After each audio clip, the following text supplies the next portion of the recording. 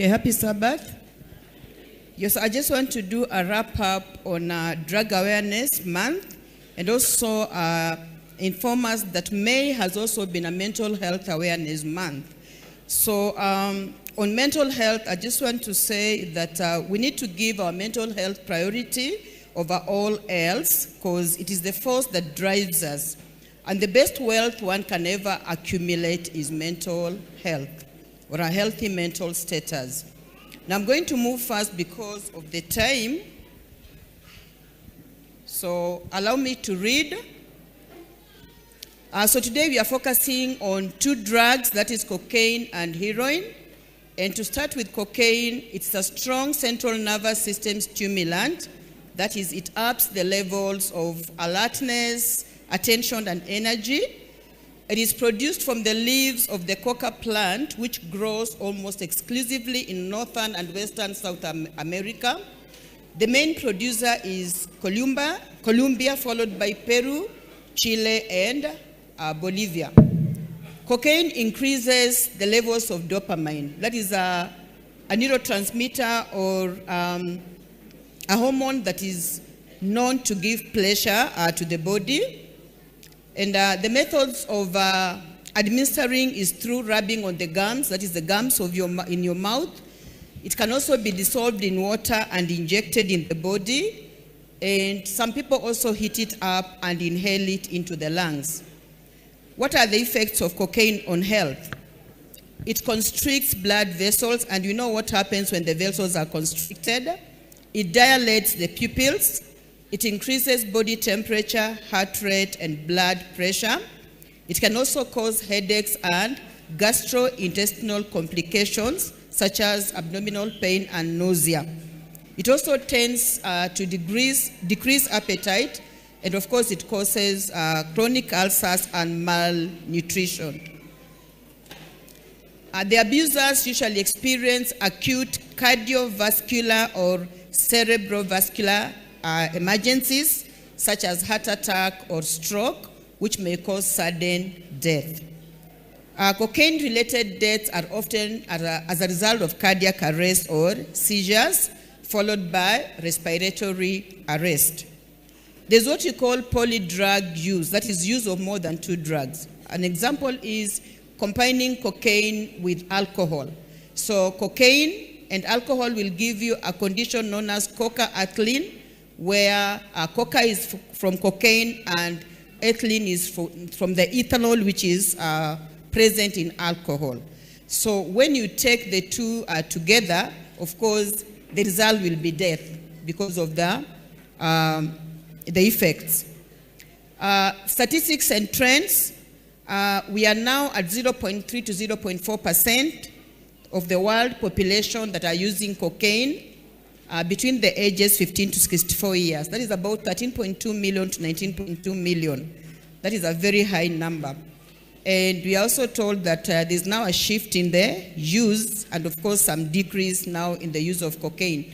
In Kenya, the prevalence has moved from 0.2% in 2007 to 0.1 as reported in 2017. So that means the use is going down, and we hope it can come to a close halt. There's also heroin. It's a powder obtained from the dried milk of the opium poppy plant. In its pure state, it is white, but when it has impurities, it's usually brown in color. It is taken through injecting in the body. And in Kenya, prevalence of use is in Mombasa and of course some parts of Nairobi, with an estimate of 10 to 33% people using by the year 2017. Now, the church has programs or can be able to liaise with other arms of the government to be able to bring the use of drugs to a halt or to try and bring down the use. Now, as a church, we are made up of different families. So at the family level, there's so much that we can be able to do to be able to bring drug use in check. So in the family, some methods that we can use is self-awareness. Create that self-awareness in the family members to know the risk behaviors connected with drug use, and again, to know what they stand for. so that they can be able to stay off from risk behaviors. Then there's enhancement of parent-child communication skills. Recently, I ran a program on how well do you know your child, and from the responses I got, so many parents don't seem to understand or to know their children. So can we move closer to our children? Let's try to know who they are by communicating well with them. There's family bonding. How often do you go out with your family to just have your family time, to try and understand one another and to know what is going on in one another's lives? Then there's parental supervision and involvement, which is also very critical in adolescence. You need to know where your adolescent is, what they are doing, who they are with, and exactly what they are up to. Then educate children on dangers of drug use and abuse, whether they are using or not, whether they're exposed or not. It's good for them to have that education. Then establish and enforce family values and rules by creating an effective system of monitoring children's activities. At least try to get involved, know what your child is doing. And then drug abuse prevention should be addressed as early as preschool. That is the school-based drug prevention programs. In the schools, being a member of the school community, of course, we have various programs where we address a drug. We have guidance and counseling in schools. We have peer education programs in schools. We have clubs and societies through which we are able to address such kind of things. So this should start all the way from preschool up to high school so that all the ages are covered. And then community-based, we are members of the community. As families, we belong to a community. So whatever you are doing in our family, we can also reach out and do the same to the community. For example, in the estate where you're staying, we usually have prayer cells. We can invite people from the community around so that when we have such kind of programs within our prayer cells, they can also be part of us to be able to try to curb this menace of drug use. Then there's advocacy initiatives to the government. We have NGOs, we have sporting bodies, so many activities going on and so many organizations within the government that we can be able to reach out to help us fight this menace on drug use. Education, today being an education day, it's also a good opportunity that at least we have our pupils and the students in our schools here, and at least it's good they've been able to listen to this talk. As the education department and the health ministry's department, we are also planning to visit our schools and sensitize them about such kind of issues like drug use and also matters mental health.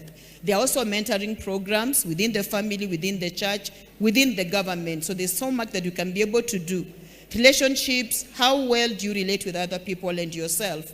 Do you know yourself well? Do you know other people? Do you know people who can be able to help you fight such kind of menaces like drug abuse when you become a victim? So relationships are very important to make connectedness with other people. We have support groups all over for drugs and other issues. So we need to, identify and be part of these groups. So in conclusion, let us unite in the fight against drugs, for together we can achieve more. And in case you or your significant others is fighting with such kind of issues like drug use and mental health issues, reach out to the health ministries in the church, the compassionate ministries in the church, and of course individuals who run counseling programs can also come in to help you. From Sila Counseling Consultancy Services and a member of Compassionate Ministries, I am Regina. Kindly let us unite and fight against drug abuse in our church and in our country. May God bless us.